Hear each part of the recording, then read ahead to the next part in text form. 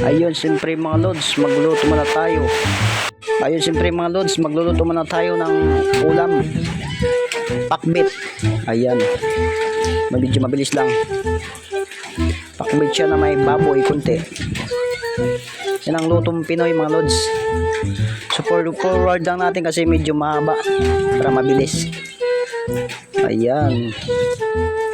Cooking time na naman tayo mga lods.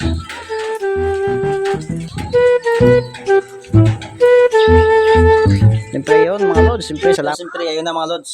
Malapit na maluto. Yung niluto natin na may baboy at saka may gulay. So ang pakbit na may gisa lang yan pero madali lang naman yan. So yan ang ating luto ngayon. Malapit na lang mga lods.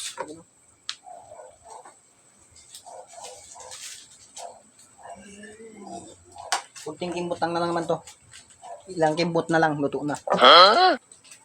Ayan, so abangan nyo mamaya.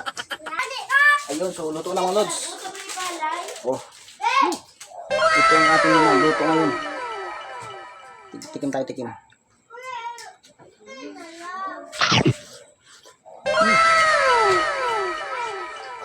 Okay.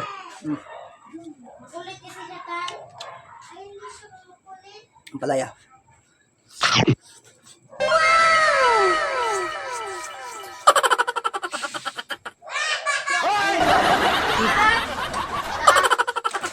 Thank you.